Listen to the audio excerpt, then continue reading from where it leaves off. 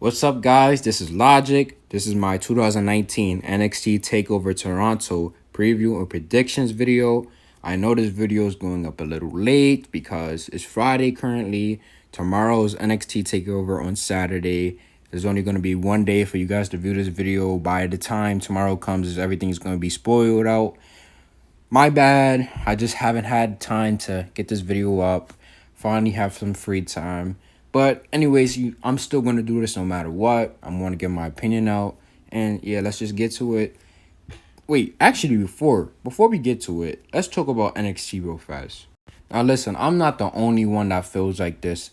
I know there's many other people that feel like this. I see it on Twitter. I seen other podcasters and people that talk wrestling talk about NXT and how it feels weird and off a little bit. The reason why NXT feels so off is because of all the call-ups that we recently got. In the last, 6 months, we gotten, about 12 call-ups. We had people like Heavy Machinery, Lars Sullivan, Lacey Evans, Nikki Cross, EC3, Ricochet, Aleister Black, Viking Raiders, Kyrie Sane, many more, probably a couple more I'm missing. But all those people that were on NXT had prominent roles. If you were watching week to week, you know how important they were to NXT itself. Now, this is not really Triple H's fault. Triple H just does what Vince says. Whatever Vince says goes. So Triple H just has to adjust. And he hasn't had time to showcase the people we have on the PC Center on TV, basically. So don't worry. I have full faith that Triple H will get everything back together and create some new stars for us to be entertained by and care about, invest our time into. So don't worry. NXT will get better. This is just like a lacking roster right now. And when I say lacking roster, I mean talent that we haven't really just seen. The roster is stacked on NXT. There's people that we haven't even seen yet that are going to be big stars. So don't worry about NXT. NXT will get better soon. So guys, I actually did not make an NXT tapings review for the last NXT show that we had on Wednesday. I didn't do it because we only got one match and we got a contract signing. That's about it. Everything else was mostly video packages hyping up for TakeOver Toronto. So I feel like it was just unnecessary just to talk about video packages and only two segments, a segment in a match. It was just pointless. So if you guys want to know what happened, it's not too important. I will talk about what happened in the contract signing, but I'll get to that later when I talk about the tag team match. But we were told on NXT that the breakout tournament will be next week, not NXT Toronto. So we speculated that it will be on Toronto. So it was supposed to be 6 matches on Toronto, but we are back to the format of 5 matches. So we have the finals of the breakout tournament. It was Jordan Miles versus Cameron Grimes. Technically, it will be at TakeOver, but we will not see it. It will happen before TakeOver. They will record it, and they will just show it the next week. Also, we have Tyler Breeze and Fandango versus the Forgotten Sons on TakeOver, but we won't see it. We will see it the next week.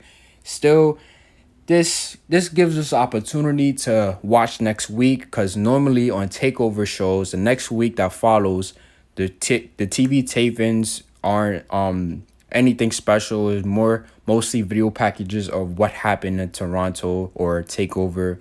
So this just gives us a reason to watch. We have 2 matches that we can watch now with the video packages. But I would have really liked to see the Jordan Miles and Cameron Grimes be on TakeOver Toronto, the actual show, because this will give them exposure and just show the world what these 2 guys are made of. The winner of the breakout talent would actually get a opportunity to choose a championship they want to go after. So they get a title shot for any NXT title they want. I'm not sure if it's anytime they want. It's probably sometime in the future. But still, putting it out on the line and putting it on a TakeOver will really get someone over. Obviously, it's going to be spoiled by tomorrow because people are going to see the match. I'm going to make sure I don't see the spoilers. My prediction for that match, even though it's not on TakeOver, I want to predict it. My prediction for that match is Cameron Grimes. I just feel like they're going to have him be a big heel, the new heel on the company. I don't know if he's going to be like the biggest, but they're going to put him in a prominent role, make him a star. Jordan Miles, my opinion on Jordan Miles is I really like this guy. I like his gimmick. I just like everything about him. There's only one thing I don't like is that he smiles, and I think that's part of his gimmick. We already have too many smiley people on the main roster. Example, Finn Balor, Apollo Crews. Enough with the smiling. I don't know. I want that intensity. You're gonna be a baby face and be intense. Enough with the smiling. To me, it's kind of cheesy, but hey, whatever. I'm just a guy talking. So let's just run down the matches, the full match card. Now, I don't know how this match card will go and like the order of the matches, but I'll just say it off the list I wrote down. Oh, by the way, before I get into the match card, have you guys noticed that Matt Riddle is not on this show? Matt Riddle last week got attacked by Killian Dane. They were going to have a match, and Killian Dane attacked him before the match even started. So are we going to have like a surprise Matt Riddle versus Killian Dane match just pop up out of nowhere? You never know. I just wanted to mention that because Matt Riddle, he's supposed to be a big-time player, but he's not being shown on TakeOver. And I know it's kind of because of the stuff he said about the legends and Goldberg, whatever. But they can pat him on the wrist. Don't take him off TakeOver. That's like ruining his momentum. He's supposed to be the next star in the company. So yeah, you never know. We might see Matt Riddle. So let's just get into the card. We have Io Shirai versus Candice LeRae. Now this match, I can let it pass, but I'm kind of disappointed. This match, I feel like it should have been Io Shirai versus Kairi Sane. Now, Kairi Sane has been called up and is tag teaming with Asuka. But before, Kairi Sane and Io Shirai were the best of friends. I don't think they were a tag team, but they could have been a tag team called up to the main roster. But this would have been a perfect storyline with them. They had to put some babyface in this position since Kairi was leaving. So Candice, she can make up for it, but it would have been a great storyline if Io was to turn on Kairi. But my opinion on this match, I feel like Io Shirai is going to win. Obviously, she's just turned heel. You cannot mess up her momentum. She has to keep looking strong. I don't know if she's going to be a top heel. It's looking like she's going to be a real top heel. But let's just see how this plays out. Obviously, Candice is over enough to take a loss. It won't harm her. So yeah, Io Shirai is going to win. Then we have Shayna Baszler versus Mia Yim. Now, honestly, I'm not sold on this match. I'm not sure what it is. I'm not sure if it's her in-ring wrestling. I don't know if it's her character. I'm not sure what it is about Mia Yim, but I'm not fully sold on her. There's something about Mia Yim that is just not clicking with me. Just like with other superstars, they're not clicking. They just need, I feel like it's the intensity. A lot of the problems with superstars are intensity. I feel like she doesn't have enough intensity when she wrestles. Now, I like the whole angle where she's attacking the four horsewomen in the back to get rid of the friends from interfering in the match so it could be a fair one-on-one match with Shayna Baszler. I feel like this should have been Candice's role.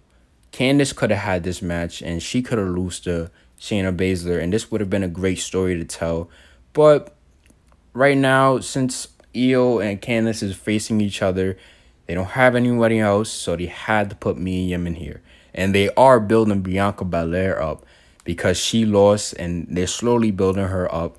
Honestly, I don't know why. I don't know, but I feel like Bianca Belair would have been perfect to take the title off of Shayna Baszler. I don't know why they didn't do it. They was teasing it for they had like a couple matches, maybe 2 matches or a match in like a fatal 4-way or something like that. I can barely remember, but Basically, they had Bianca Belair almost do it. She couldn't do it. I guess they building her back up. Hopefully, they build her back up to win the title because she definitely deserves it. But my pick to win this match is obviously Shayna Baszler. We all been speculating that she's gonna get called up to the main roster. Everyone failed. Everyone's wrong. I'm not even gonna say, oh, she's gonna come up to the main roster soon. I think that Shayna Baszler is gonna win. I don't think it's Mia Yim's time yet. Shayna Baszler, she's just gonna hold it for a little bit.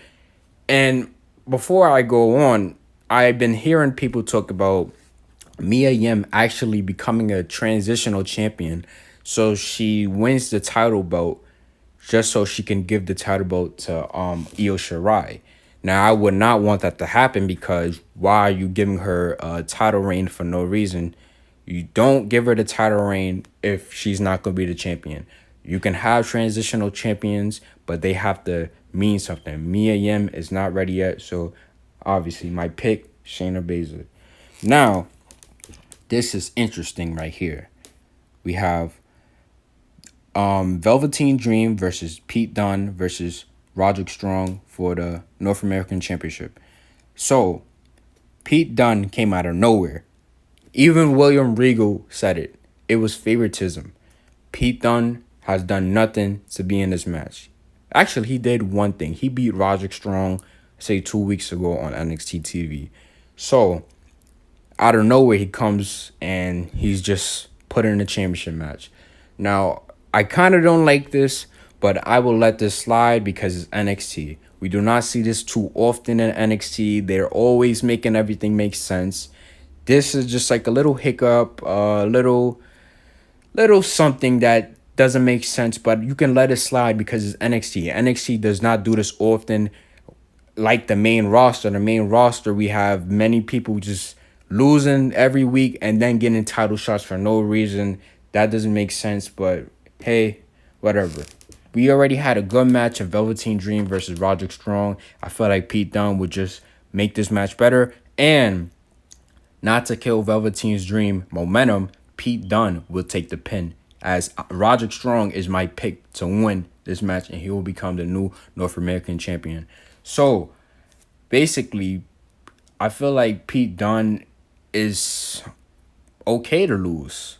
He had like a 700-day title reign with the UK Championship. So it's okay for Pete Dunne to lose. He's not going to lose no momentum. You want to keep Dream's momentum. So you have him not lose, have Roderick Strong go over, and have Dunne take the pin. So I think that's the smartest way to book it. Yeah, it's just self-explanatory. Perfect way to book it. And this is the start of the Undisputed Era's prophecy. The Undisputed Era, in my opinion, and I'm hearing this from a lot of people, my opinion, tonight, well, not tonight, tomorrow night on Saturday, they're going to be draped in gold. They're going to have all the male titles, every single one of them. The world title, the tag team title, and the North American Championship. So obviously, you guys know my predictions for my next picks. So the next match we have is Undisputed Era, Kyle O'Reilly and Bobby Fish versus the Street Profits. The Street Profits. So obviously, I already spoiled it. Undisputed Era, Kyle O'Reilly and Bobby Fish, they're going over. I don't know how I feel about this actually, because I'm not gonna lie. I'm not gonna say, oh, I know everything about NXT or I know everything about the main roster. Honestly, as I've been watching wrestling, I, took a little break from it, stopped watching for a little bit. I never really got into NXT because I just never gave it a chance. Actually, this is why I never gave it a chance. I saw the first 2 seasons of the original NXT. The one with the Nexus, where they had the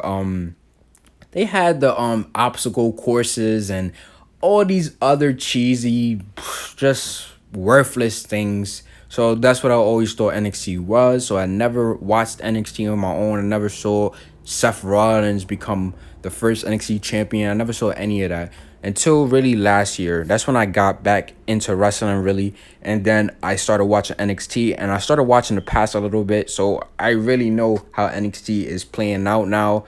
It's a great It's a great basic. It basically is just greater than the main roster. It's 10 times better. But as I look back and I see the Street Profits as they grow, I really enjoy the Street Profits. They're one of my favorite teams right now.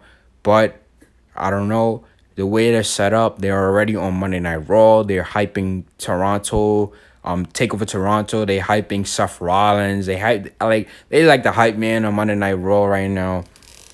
They're already on Raw, so I feel like they're just gonna be called up. I'm not sure if this is gonna be their last match, but we'll see. I'm pretty sure the whole card is gonna be a great match, like great matches. Like they won't disappoint. They're gonna put their all. This is the Summerslam for them, so you can expect to see great matches. And finally, guys, we have the main event: Johnny Gargano versus the NXT World Champion Adam Cole. Baby. Now, this is their third match. I'm not sure how I feel about their first two matches. Obviously, they were classics, but I'm not sure which one was better.